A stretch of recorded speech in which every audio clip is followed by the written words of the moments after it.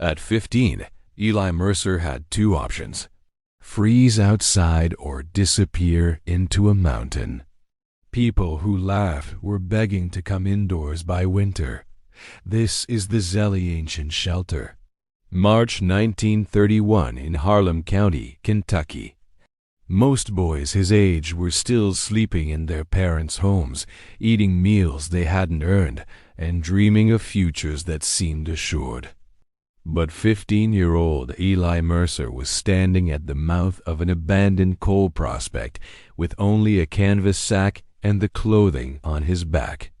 The entrance to the mine looked like a hole in the hillside, dark and neglected, surrounded by scrub oak and the rusting remains of tools that were left behind when the seam ran out.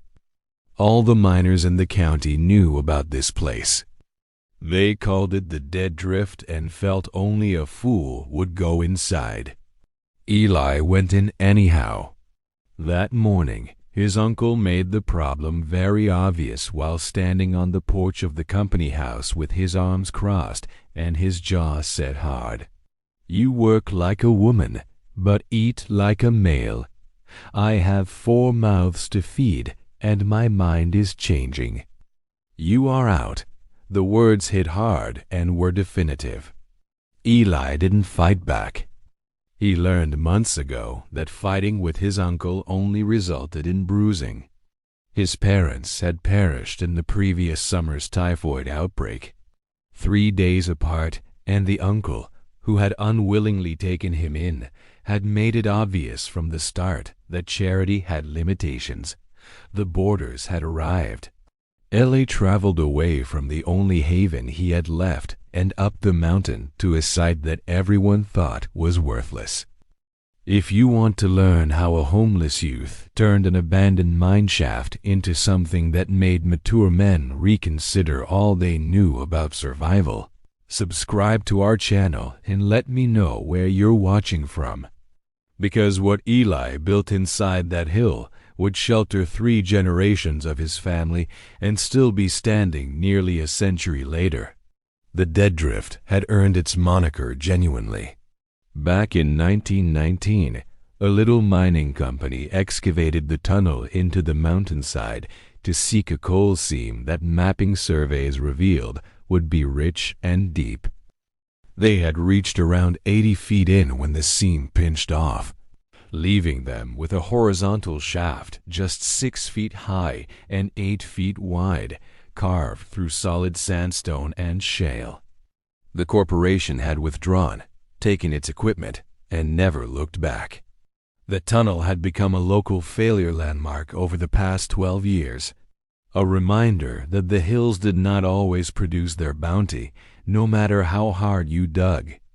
Local boys dared each other to go inside. Hunters occasionally sheltered there during storms, but no one felt it was good for anything else. The entrance faced southeast, so it received morning sun, but stayed shaded throughout the strong midday heat of Kentucky summers.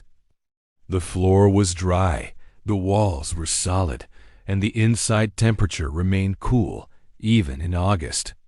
Silas had discovered these things the previous fall when he had hidden there for 3 days after his uncle had brutally beaten him, leaving marks that would have prompted worries at school. He'd been resting on the cold stone floor, watching the light change at the tunnel opening and wondering about the root cellars. His grandma used to describe how people stored food underground, as the earth kept things cool in the summer and warm in the winter. His grandmother grew up in the old world in the mountains of Eastern Europe, where people had lived in caves and dugouts for thousands of years. Shay told him stories about houses dug into hillsides and families who dealt with difficult winters by letting the land itself give shelter. When he was younger, the stories seemed like fairy tales. Now, standing at the mouth of the Dead Drift with nowhere else to go, they felt like instructions. The first week was the hardest. Eli had no tools, materials, money, or anyone available to aid him.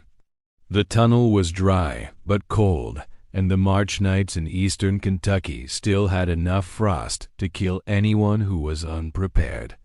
He collected dead leaves and pine needles and stacked them against the tunnel walls to offer insulation. He spotted a rusty sheet of corrugated metal half buried in the slag pile outside and brought it into the tunnel to establish a windbreak just inside the entrance. He ate anything he could find, generally early spring greens and the leftovers of a discarded lunch pail he unearthed beside the train lines. The hunger was continual, a profound throbbing that never went away. Yet he was awake and thinking.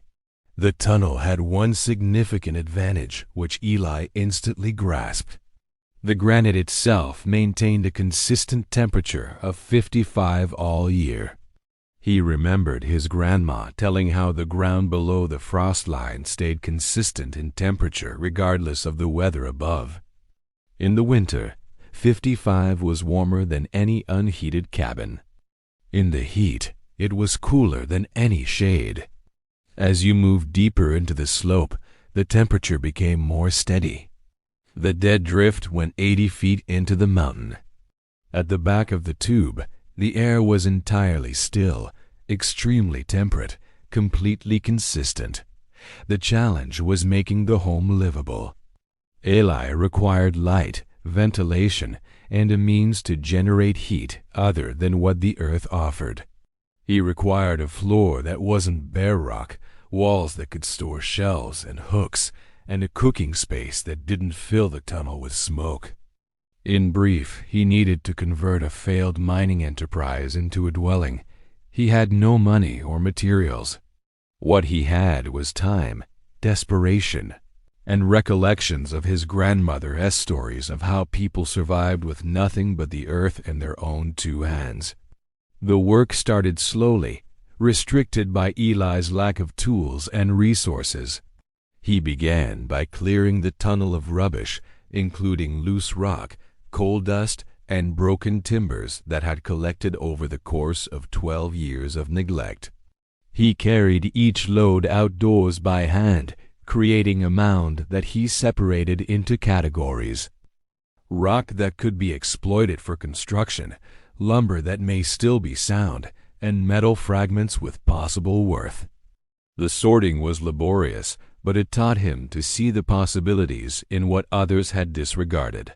A broken pick handle transformed into a digging tool. A piece of rail spike was transformed into a chisel. A broken piece of canvas tarp became the start of a door. The village learned that the Mercer youngster was living in the dead drift. The reactions were predictable. Several individuals laughed. A few people showed alarm, but it quickly evaporated when they realized it may involve taking action. Most just shrugged and went about their business.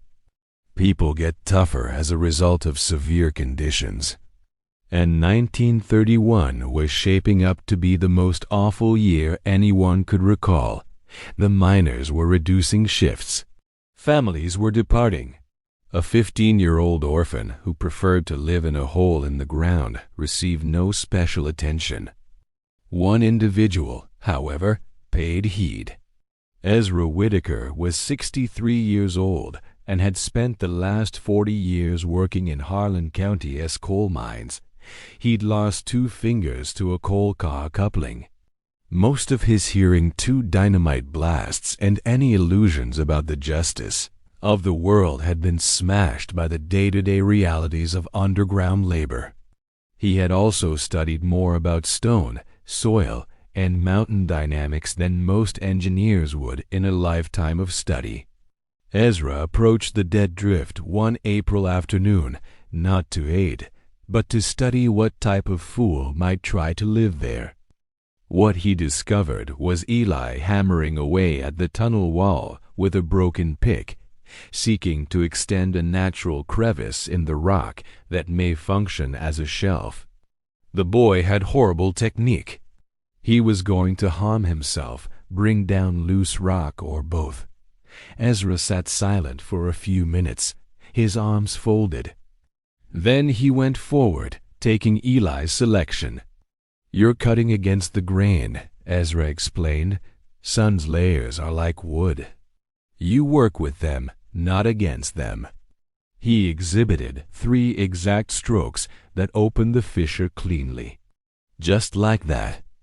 See, Eli saw Ezra spent the next hour teaching him how to read the granite, detect natural fracture patterns, and use the stone's intrinsic structure to shape it rather than fighting it.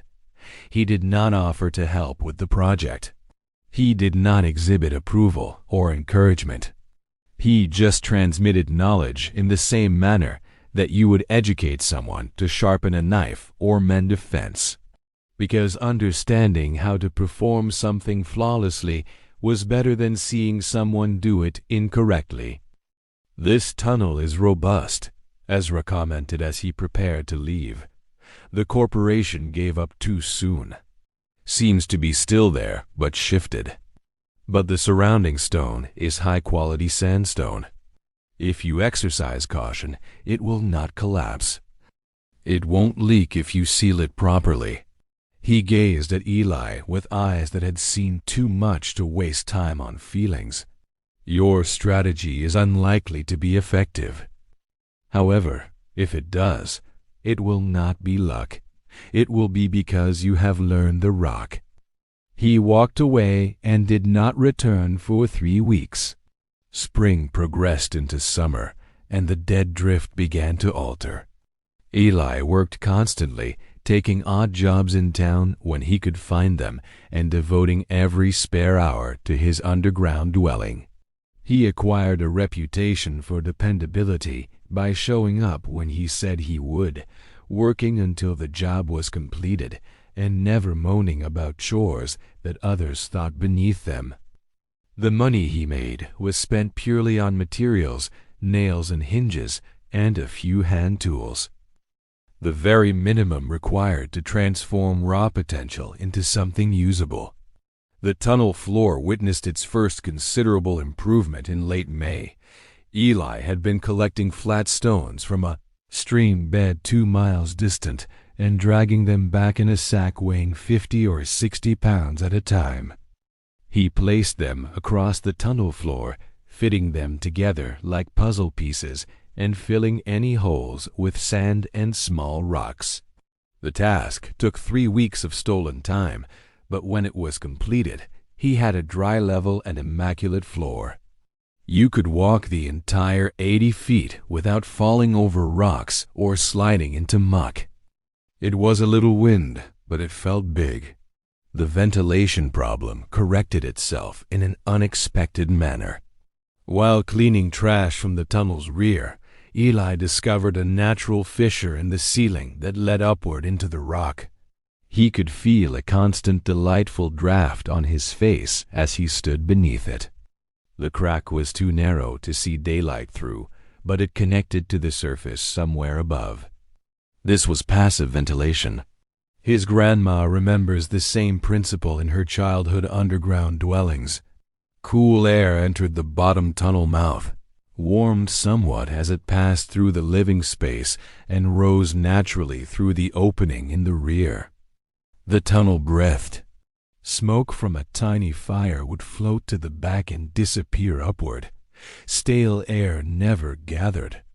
The earth had supplied its own remedy, and Eli had only been fortunate or industrious enough to uncover it. Ezra Whitaker returned in early June, bringing a bundle covered in cloth. He opened it without ceremony, exposing a set of equipment that made Eli's breath catch: a true rock chisel, a tiny sledgehammer, a level, and a plumb line. These were vintage tools worn smooth from decades of wear. Yet they were sound, sharp, and far better than anything Eli had been working with. "Mine now that I'm retired," Ezra said angrily. "Sitting in my shed doing nothing." Figured they might as well be useful. Eli began to thank him, but Ezra cut him short. "Don't. I'm not being generous. I'm being practical. You're going to keep working on this fool project whether I help or not. Might as well work with proper tools so you don't kill yourself. He spent the afternoon teaching Eli how to use each tool correctly, how to maintain the edges, and how to work stone efficiently without wasting effort. Before he left, he walked the length of the tunnel, examining the laid floor, the cleared walls, and the natural ventilation crack.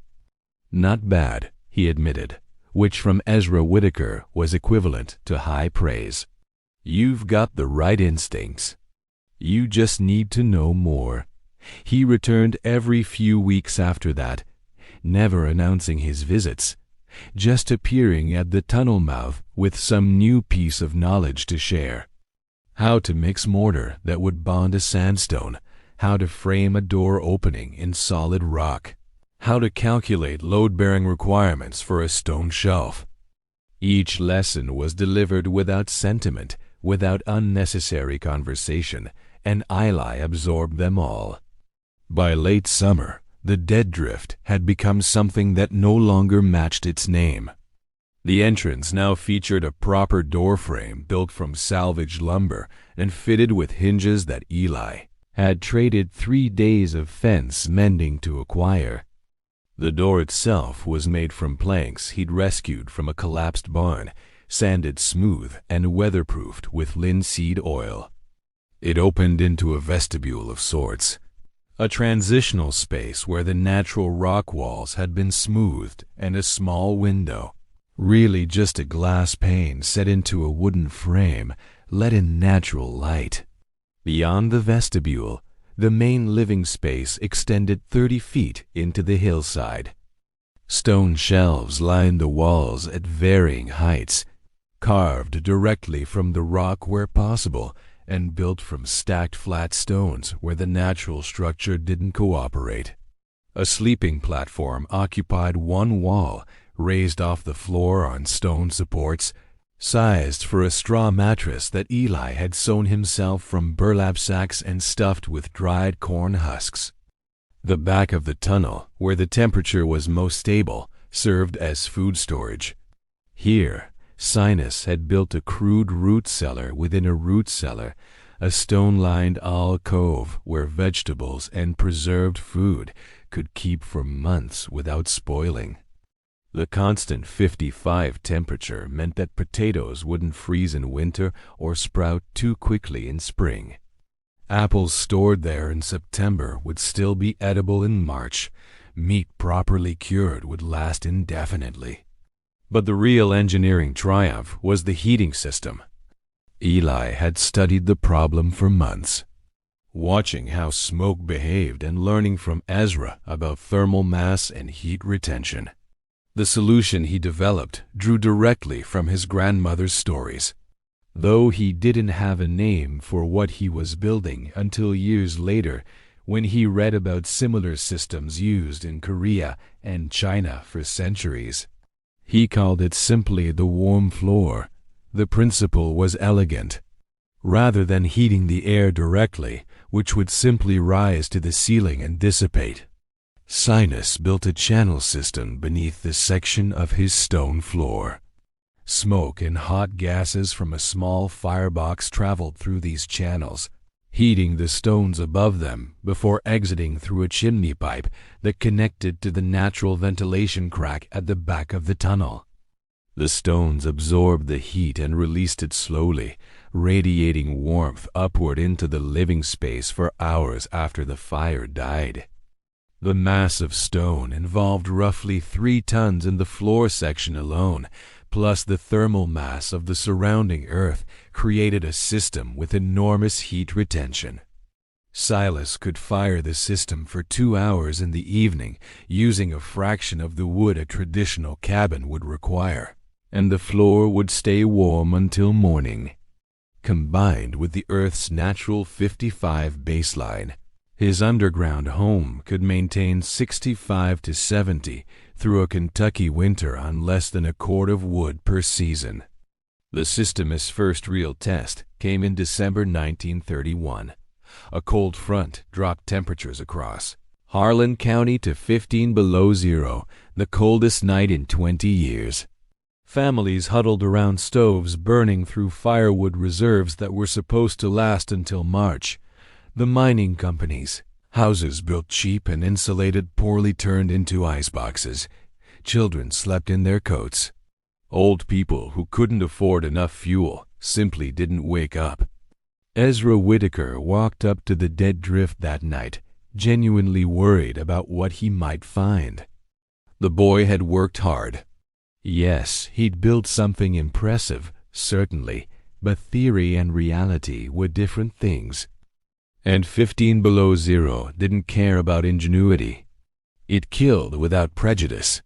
Ezra found Eli sitting comfortably on his sleeping platform, reading a borrowed book by the light of an oil lamp. The temperature inside the tunnel was sick. 2. The warm floor system had been fired 6 hours earlier and was still radiating steady heat. The stone walls, which had absorbed warmth all autumn and fall, contributed their own thermal mass to the equation. The natural insulation of the earth, equivalent to several feet of the best man-made insulation available, kept the cold from penetrating. Outside, it was cold enough to kill exposed flesh in minutes. Inside, Eli was comfortable in shirt sleeves. Ezra stood in the doorway for a long moment, not speaking. Then he walked the length of the tunnel, touching the walls, feeling the floor, and checking the temperatures at different points with the back of his hand. His old miner's trick for gauging heat. At the back storage area, where preserved vegetables sat in stone loaves, the temperature was a perfect 53. Nothing would freeze, nothing would spoil. This was better climate control than any ice house or cold storage facility in the county. "How much wood did you use?" Ezra asked finally. "About 20 pounds, Eli said. "Fired it this morning and again around supper time." 20. That was perhaps 4 or 5 good-sized logs. Families in town were burning 5 times that amount every few hours and still freezing. Ezra sat down heavily on the stone bench near the entrance. He'd spent 40 years in the mines. 40 years of brutal, dangerous, exploitative labor that had broken his body and stolen his health. He'd seen technology advance and working conditions stay terrible. Fortunes were seen made from coal while miners' families went hungry. And here was a 15-year-old orphan with no formal education who'd built a home more efficient than anything the mining companies provided using materials that cost almost nothing. The company houses, Ezra said slowly, they could have built them like this, partially underground with thermal mass heating using the earth instead of fighting it. Why didn't they? Eli asked. Because it's easier to cut corners when you're building for other people. Because above-ground construction is faster, even if it's worse. Because the men in charge never had to live in what they built. Ezra shook his head. "You've done something here, boy. Something they told us couldn't be done." The word spread slowly at first, then faster. As the winter ground on, people came to see the dead drift. Skeptical at first, then curious, then genuinely impressed, they walked through the tunnel, felt the warm floor, and examined the stone shelving and the ventilation system and the insulated door. Most of them left shaking their heads, not in disbelief anymore, but in something closer to wonder. A few asked questions. Eli answered them all just as Ezra had answered his. In February, a family named Hoskins approached Eli with an unusual request. DB lost their company house when the father was injured in a mine collapse and could no longer work. They were living in a tent at the edge of town with 3 children under 8 years old, and the cold was killing them slowly. There was another abandoned prospect drift on the next ridge, over smaller than the dead drift, but structurally sound. Would Eli consider helping them turn it into a home? Eli agreed without hesitation. He and Ezra spent 4 weeks working on the Hoskins Tunnel, teaching the father and the oldest son as they went. The result wasn't as sophisticated as Eli's home, but it was warm, dry, and safe. The Hoskins family moved in before the last snow melted, and they were still living there 5 years later when better times finally came. The second tunnel home led to a third, then a fourth. Each project taught Eli something new. Refinements to the heating system, better methods for weatherproofing, and improvements to ventilation and lights. By 1935, there were 11 underground homes in Harlan County. All of them are variations on the original dead drift design. All of them were occupied by families who had nowhere else to go. The county called them dugouts at first, a term meant to be dismissive. Then they called them Coombs houses with grudging respect. Eventually, they were simply homes as legitimate and permanent as any other structure in the region. The mining companies took notice. Though their response was predictable, they couldn't allow their workers to believe that alternatives existed, that life was possible outside the company's control. A delegation of company men visited Eli in the fall of 1934 when he was 18 years old and offered him a proposition. They would pay him a substantial sum to stop building underground homes and to discourage others from the practice. Housing, they explained, was the company's domain. Independent shelter undermined the system. Eli listened politely, then declined. The company men left angry, but they didn't return. By then, there were too many Mercer houses in the hills, too many families who'd learned the techniques, and too many people who understood that the earth could shelter them without the company's permission. The knowledge had spread beyond any single person's control. Eli Mercer lived in the original dead drift for 31 years, expanding and improving it until the tunnel extended over 150 feet into the hillside with multiple rooms, proper plumbing, and electric lighting. He married in 1938, raised 4 children in the underground home, and taught all of them the building techniques he developed as a desperate teenager. His wife, Margaret, initially skeptical about living in a cave, came to love the constant temperature, the quiet, and the sense of security that stone walls provided. She said it felt like being held by the mountain, protected from a world that had shown her precious little protection elsewhere. Ezra Whitaker lived long enough to see 12 Mercer houses built in Harlan County. He died in 1942, aged 74, having passed along every piece of knowledge he possessed about stone and earth and the cost, patient craft of working with materials rather than against them. Eli spoke at his funeral, one of only 4 people who attended. He taught me that the earth wants to help us. Eli said, if we're smart enough to let it. He taught me that proper tools and proper technique matter more than strength or speed. He taught me that knowledge shared is worth more than knowledge kept. The dead drift itself passed to Eli's oldest son in 1966. When Eli and Margaret finally moved to a small house in town, their bones tired of climbing the mountain path, the son made his own improvements, adding insulation, techniques that hadn't existed in 1931, upgrading the heating system and modernizing the entrance. He raised his own children there, and his grandchildren visited every summer, sleeping in the cool darkness of the earth while the Kentucky heat blazed outside. The tunnel is still there today, still occupied, still maintained by Silas Mercer's descendants. The warm floor system that a desperate 15-year-old improvised from his grandmother's stories, and an old miner's guidance still functions and still heats the space on a fraction of the fuel that conventional homes require. The food storage area still holds vegetables through winter and apples through spring the same way it did 90 years ago. Modern energy audits have measured the home's efficiency, and the numbers confirm what Silas knew by instinct.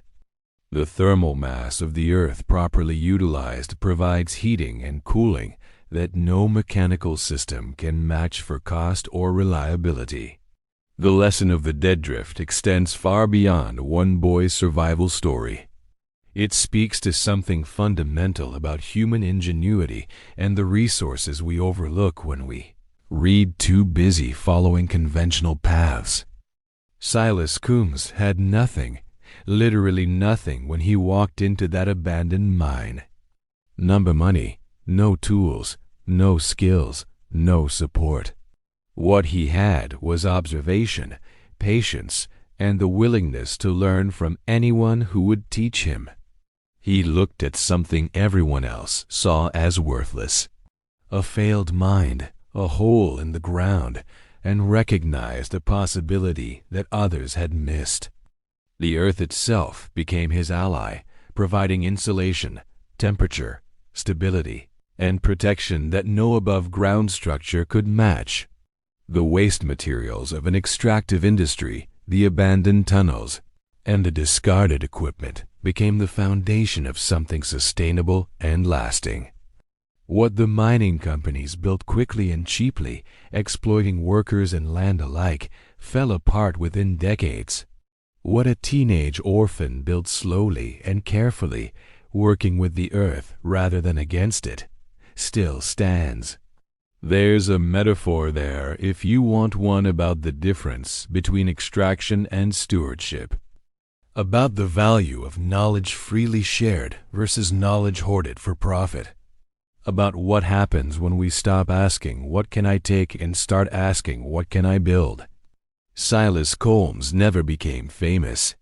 He never wrote a book or gave lectures or sought recognition for what he'd accomplished. He simply lived his life, raised his family, and helped his neighbors when they needed help. The 11 Mercer houses he built or supervised in Harlem County sheltered over 6 families through the worst years of the Depression, providing warmth and stability when the official systems had failed completely. Most of those homes are gone now, reclaimed by the forest or demolished for more conventional development.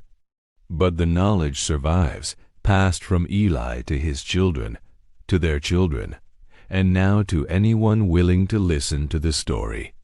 The earth is still there, still maintaining its constant temperature, still offering shelter to anyone patient enough to learn how to work with it. So, here's the question for you. What abandoned space exists in your own life? What failed prospect or discarded resource has everyone else written off as worthless? And what might happen if you looked at it the way Silas Mercer looked at the dead drift? Not as a dead end, but as a beginning. If this story resonated with you, if it made you think differently about survival, resourcefulness, or the wisdom hidden in forgotten traditions, hit subscribe for more stories about ordinary people who accomplished extraordinary things through patience, persistence, and the willingness to see possibility where others saw only failure.